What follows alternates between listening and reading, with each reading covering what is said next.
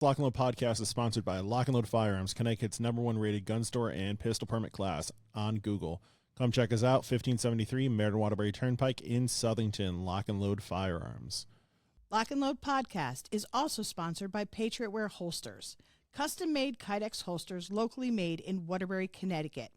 www.patriotwearholster.com and use code LNL podcast for 10% off your purchase. Orders available for shipping or pickup at various locations.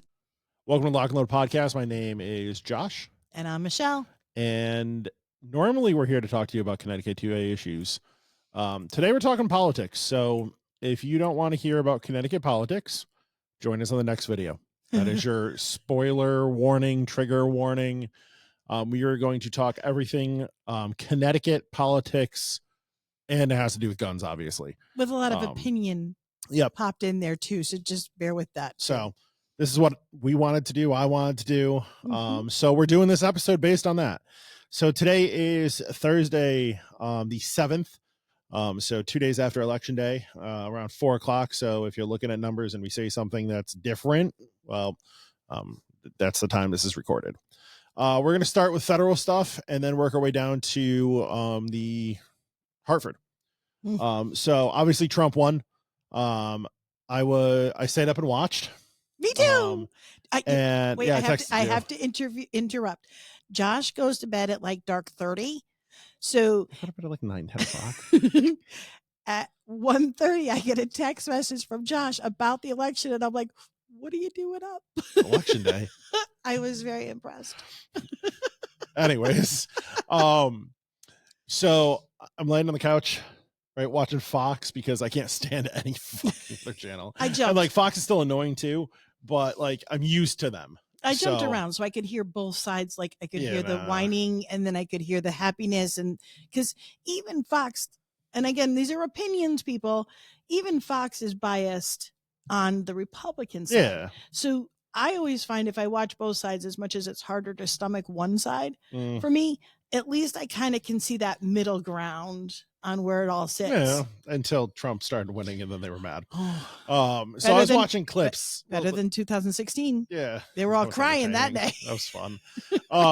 So Fox came back from a break and Pennsylvania was just on the screen with the check mark. And I literally just screamed, holy fuck. I know. I was like, what?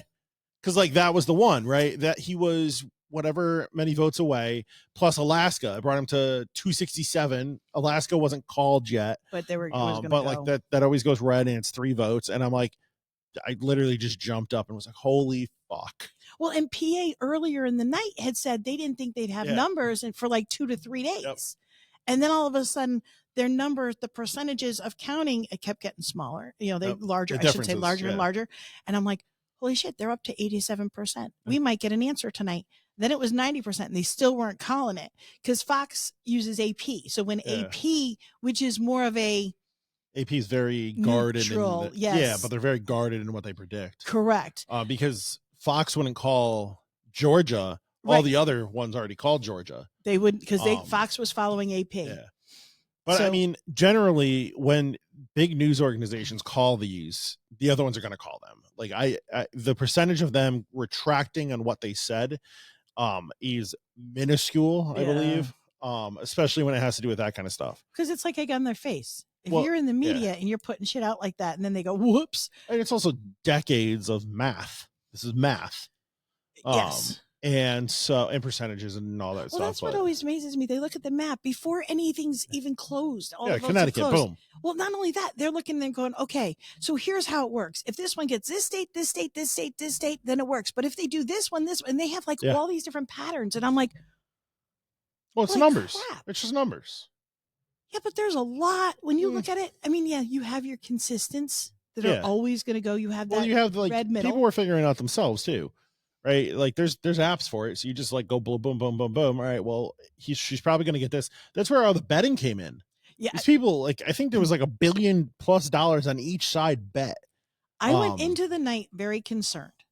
I was apprehensive. Huh? I went uncomfortable. I was giving him like a 55-45 shot. I was not. I was very uncomfortable. Yes. I think the podcasts helped him the most because he went to fucking everybody. Well, and Rogan's never had anybody. Yeah. And he invited both. Yes, he did. She said no. Nope. Yep. But, I think it was very, very interesting. And it worried me, especially early on. Missouri, who is always red, was blue early on. That's weird. And I'm looking at it going, and I still don't know because it showed the governor went Democrat. Yeah.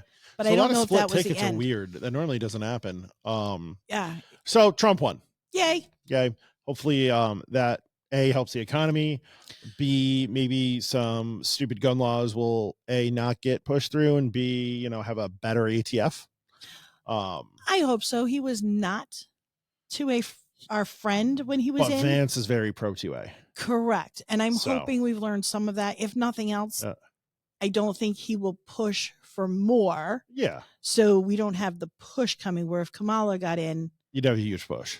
We were screwed. I think Vance is very pro 2A. Mm-hmm. So that will be helpful. I like because Vance. I think they're setting Vance right now, November 7th, 2024.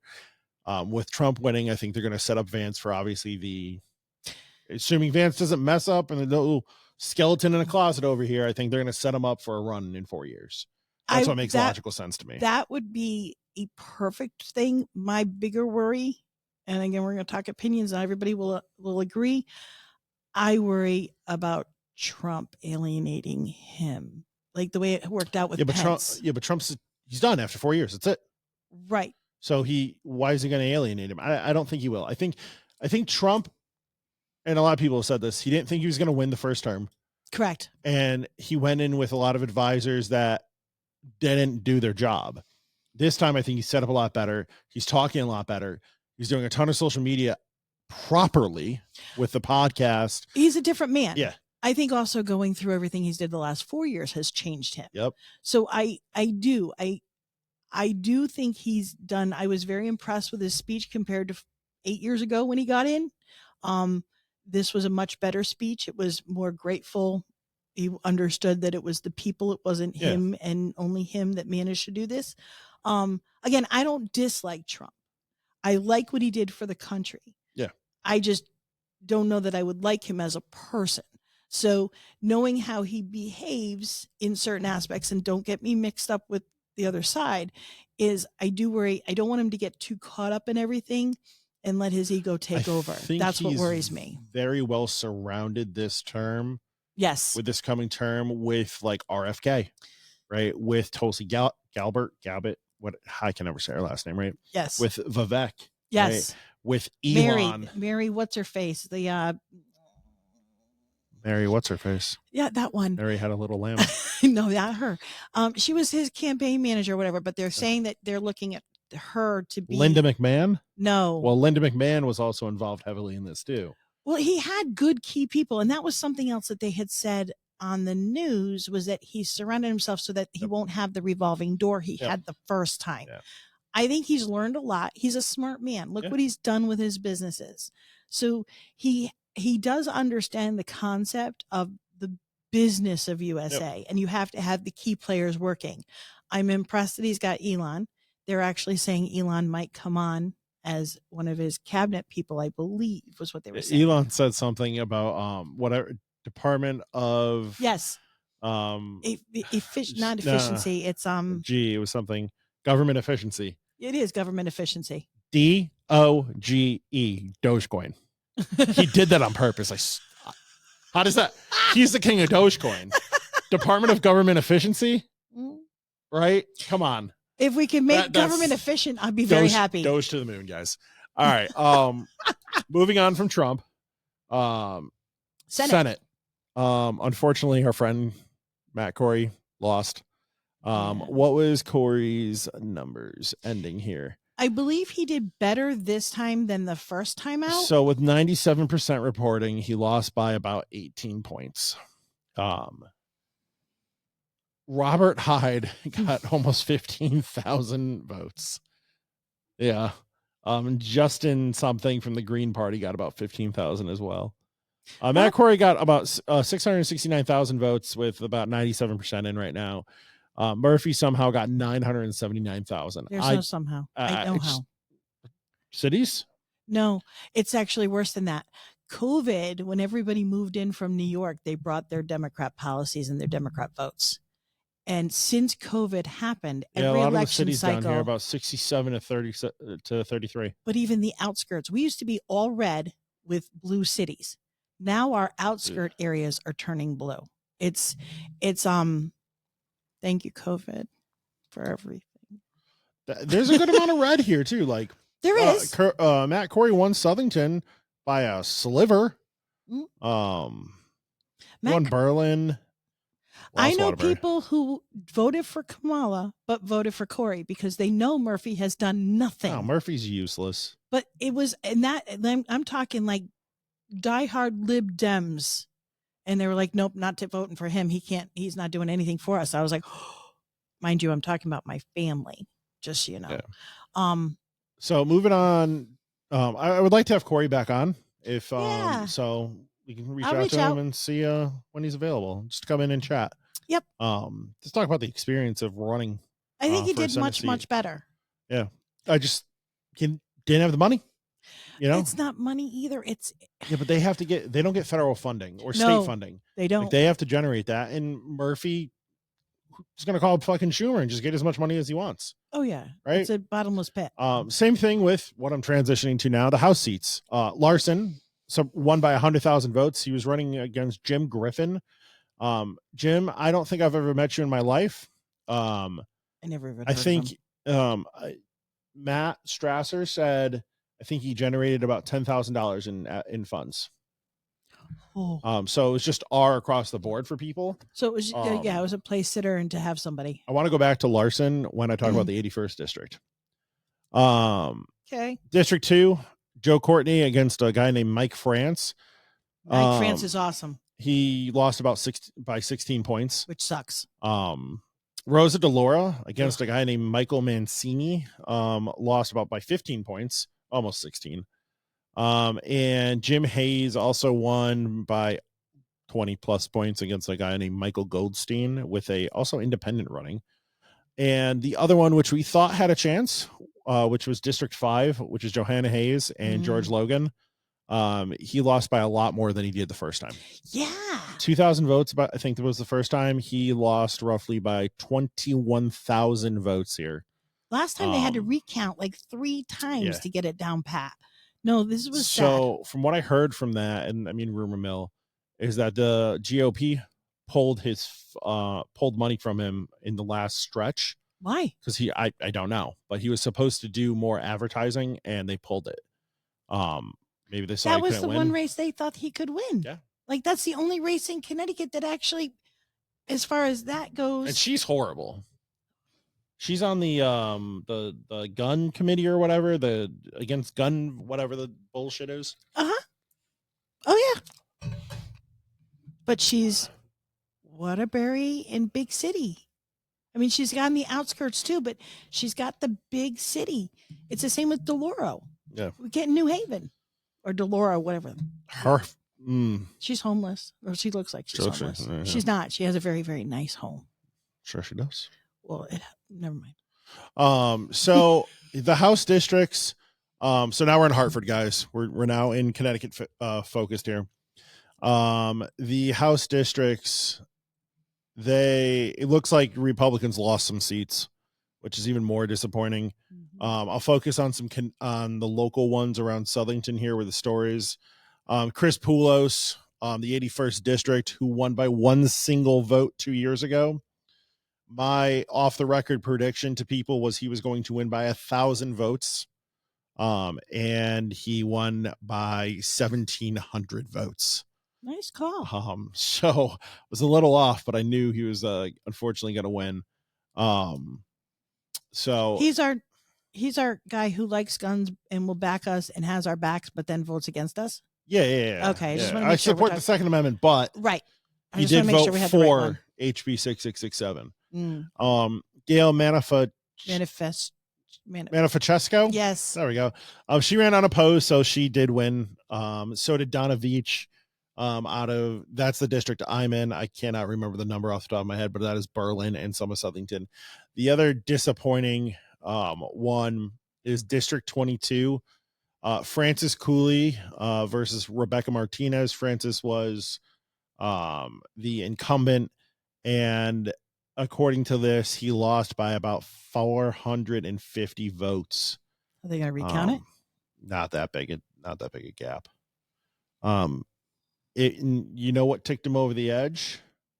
Apparently it was the absentee ballots, because as of yesterday he won, and then sometime in the afternoon they found some. Oh, yeah. Thank God they found those votes. She is not pro 2A. She is very, very right, and now we have a very, very right-leaning person. Right or left? Sorry, left. I'm left. My bad. Very, very left. Very left. Very left. Okay, I'm like, wait a minute. My bad. We got rights and lefts here. Very left-leaning person. So that's disappointing. A positive out of this is that Rob Sampson did win. Yes. In the 16th Senate District against Christopher Robertson. And Chris ran a pretty shady campaign, especially on social media. I'm not surprised after I learned who the certain people were on his payroll. Also, and I'm going to throw this out there because it's information, the SEEC, it is a violation in a campaign to pay family members. Yes. He paid his daughter $6,000 for videography and photography. The screenshots are out there. They're on Southington Politics, which is a group. Southington Talks Freely and Southington Talks. So are they going to, if they look into it, does he get it ripped out from under him? I have no idea what the consequences are for that. But that is illegal. And that was done. We have the screenshots. We have the SEEC filings. SEEC. Thanks. There's they do a lot of abbreviations. But he lost. So, he lost by 13 points. So I was at DePaulo Middle School in town here. Did the 6 p.m. to 8 p.m. Volunteer thing. Matt Strasser joined too, because he was originally supposed to be in Waterbury. Then they had too many people covering, so him and I live close to each other. Matt Strasser is the legislative coordinator for CCDL. We're going to come back to that too. And so we were there greeting people, and actually a few people showed up with just minutes to vote, which you had 6 a.m. to show up. Oh no, people always show up last minute. That boggles my mind. That would just give me anxiety. Well, it also depends. Okay. It does depend. Some people can't get there in the morning due to kids or whatever the case may be. And if they work until 7:30 and they're just trying to bang their way in real quick. Wasn't that early voting or absentee ballots? That's the purpose of that, right? I don't know if they're like me. I want to do it on that day. I mean, they came in with 3 minutes to spare at that location. And I know, like, if you're in line, it's fine, but yeah. So they did that. They printed off the little, and I've never done this before. It was getting numbers for Rob and the and the Southington Republican Town Committee. So I grabbed the printout. Chris Palmieri was there. He's actually the principal of DePaulo, but he's also the Democrat, one of the 3 Democrats on town council. Okay. So we chatted for a few minutes while we were waiting for the printout. Took the pictures, sent them over to Rob's coordinator, and then sent them to Mary. She does stuff for the SRTC, but I also got to Craft Kitchen about the same time, like Mary looked at her phone. Yeah.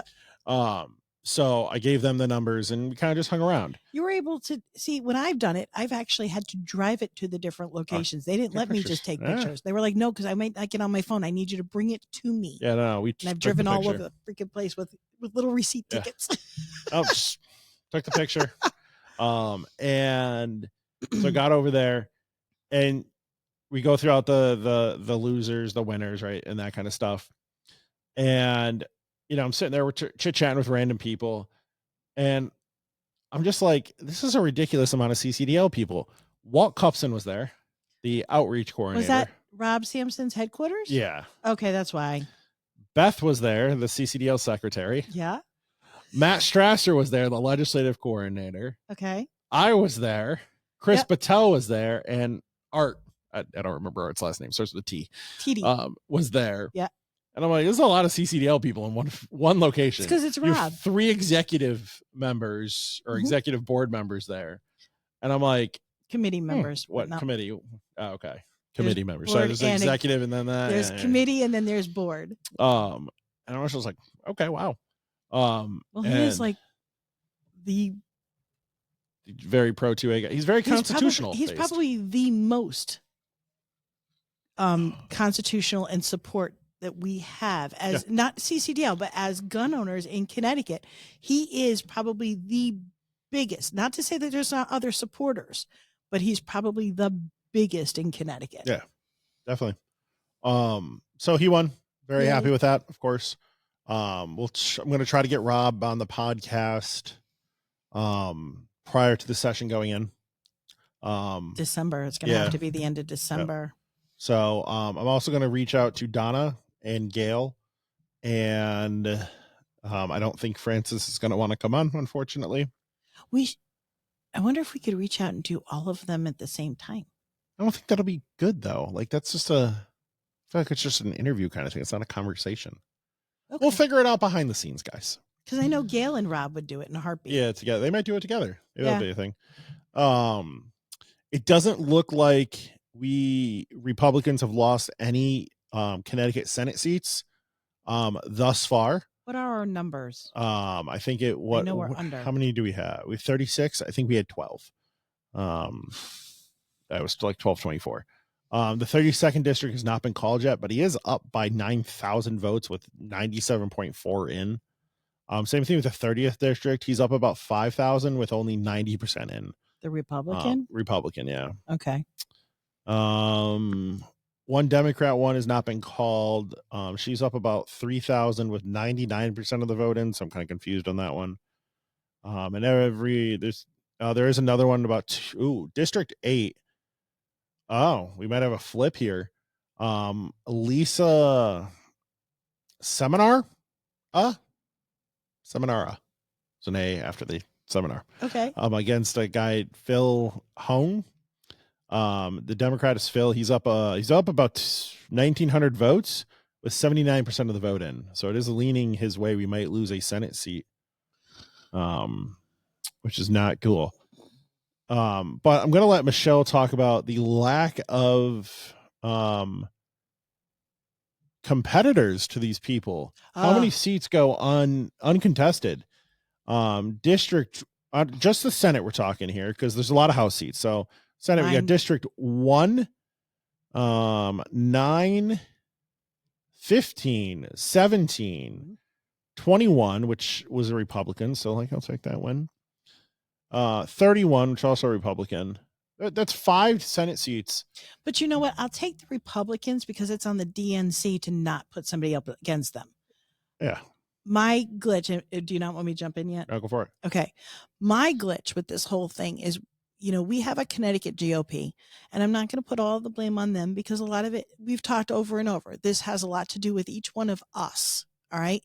Voting, if we're gun owners, keep that in mind when you vote. Making sure you're registered to vote. Some people have given up and don't want to vote. All of that, it all falls back on us. But our GOP Central, Connecticut GOP Central, is also supposed to oversee the Republican Party in Connecticut. Then we have all of our town Republican committees. Cool. Some work better than others. Some are a little bit more of a laid back, I guess would be the best way to put it. But to have 3 Senate seats, 35 House seats, uncontested. Okay, so we'll add that in there too. I just counted that. All Democrat? No, there were some back and forth. I did not get that number. I was counting. Okay, so but majority of them were yes. Again, we'll go back to Republican, GOP Central. It's their job to find seats. Now, I don't care if it's just a place setter that you just put in there because they may grab votes that you don't know about. But there's, in the Republican Party, and when you're talking about the Connecticut Central, and then you have your town RTCs, when you're on the RTC, you're on the town seats, you know what you're looking for. You talk to your friends. You're supposed to recruit and find people that you think may be great assets to your town. So then you start bringing them up through the ranks if they're interested. I'm not saying, pull them by the back of their head, but to have this many seats empty and not not have anybody oppose in my town, the Democrat who votes against us every single time. Nobody ran against him this time. I didn't. I don't know how that happens. You had Jillian Gilchrist, guys. You know who she is. She's the one that wants to tax your ammo every single year, along with a lot of other stuff. But she's the one that introduces that bill every single year. She ran unopposed. So for her town, in her area, we couldn't find someone that would want to protect our rights and stand up. I get it. Not everybody has time. We all have lives. But there's a lot of people in Connecticut. Same thing with Liz Lean, too. Oh, Linehan. Yeah. Linehan, whatever. Yep, Linehan in She's Hamden. Horrible. Uh-huh. She's another one. She was the one that on social media was doing all those inappropriate pictures and stuff when Trump got convicted. Now, we'll go back to, as a legislator, shouldn't you hold yourself to a certain standard? I get it. On your personal page, you want to do whatever you want to do, but not when you're a public official. It's just uncalled for. As far as I'm concerned, she should have been told to come down, to be taken down. Because if a Republican legislator had done that crucified to a Democrat, exactly, crucified. They would have been up and down all over the place, doxing them, you name it. It's just, I know life isn't fair. That's not what I'm trying to say, but we need to step up. We need to get our GOP stronger. Connecticut's GOP is not a strong GOP, and it's not, again, all their fault. We have to get people involved. I know a lot of people are like, thanks for fighting for my rights, but I'm not really interested. And I just kind of look at him and go, what? So you want me to do all the work? If we all do it together, it's less work on any one person. Just saying.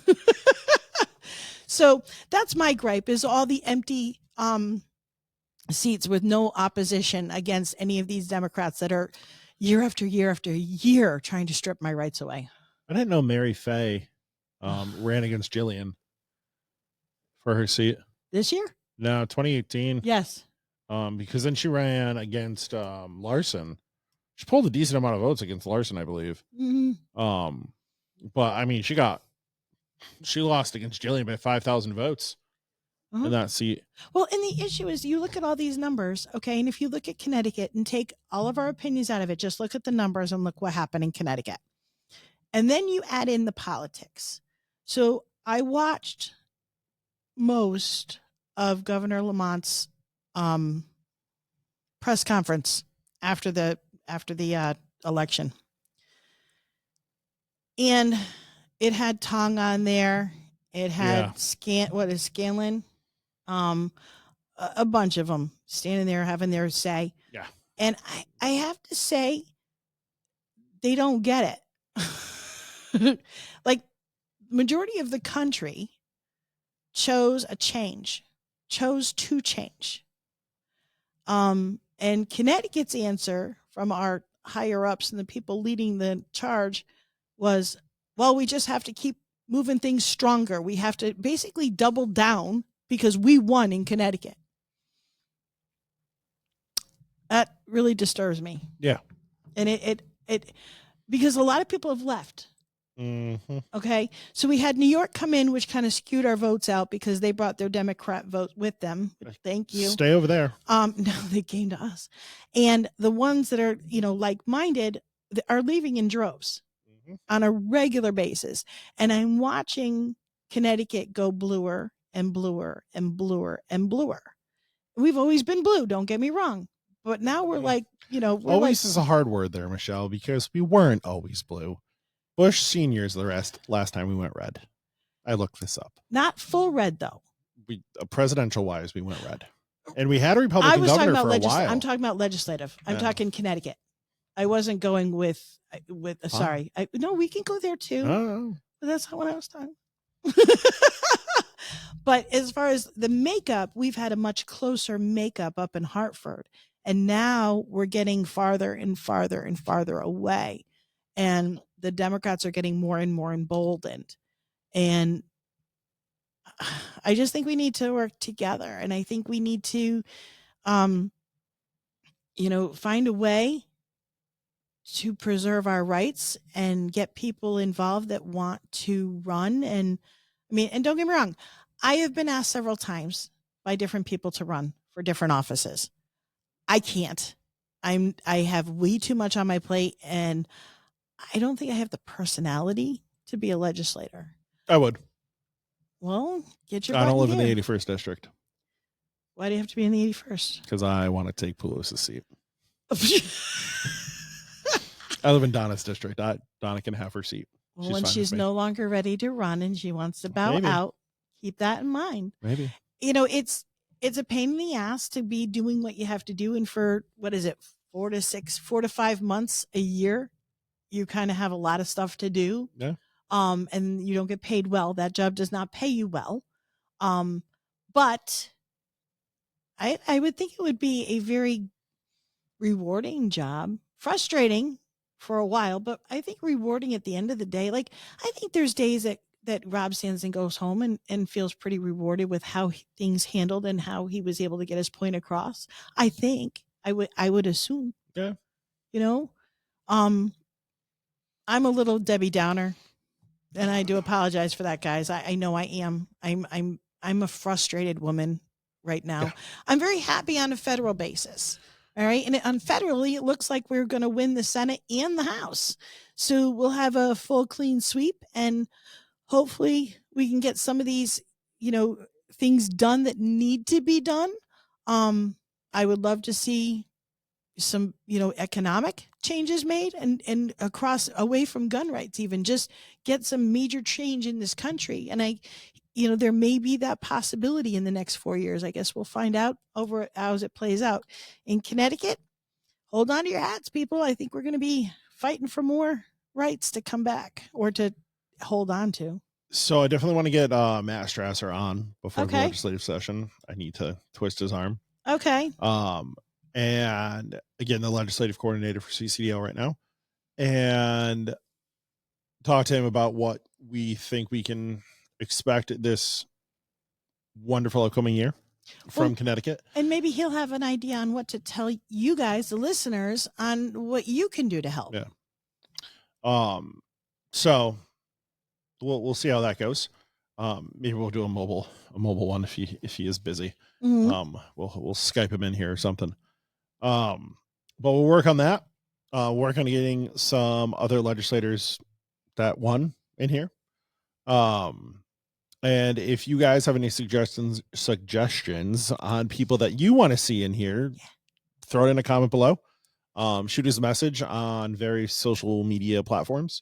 Yep. If you've got a friend that has a business in the industry or has a class, does classes, anything that you think would be pertinent to what we talk about and they can bring to the table and want to have a conversation. Cool. Yeah. So anything else you want to bring up in our very odd, I feel like it still wasn't an odd podcast. It was just very direct. Yeah. It's a Josh and I conversation you guys got to hear. Yeah. But no, I think that we covered everything, and it's got good and bad.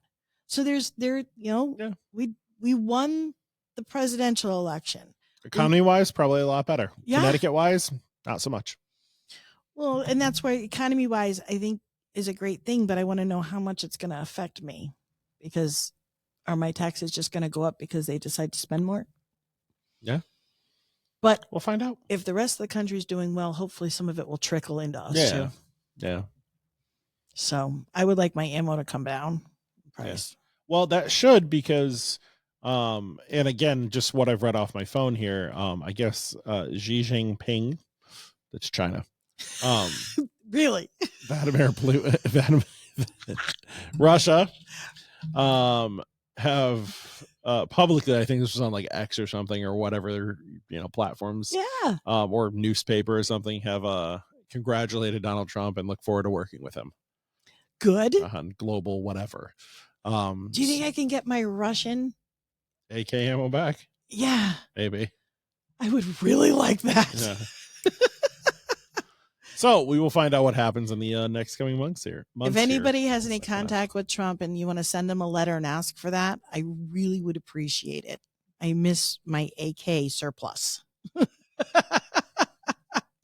you have contact with Trump, don't worry about her AKMO. Send him on to our podcast. That'd be really cool. Oh my God, that'd be really cool. Or like, I don't know anybody from his administration. I'll take it. No, I've known a couple of people that have worked on his campaigns, but I don't know how much pull they truly have. Yeah. All right. I think that's about it for us today. So my name's Josh. Michelle. We'll see you guys next time. Bye. Bye.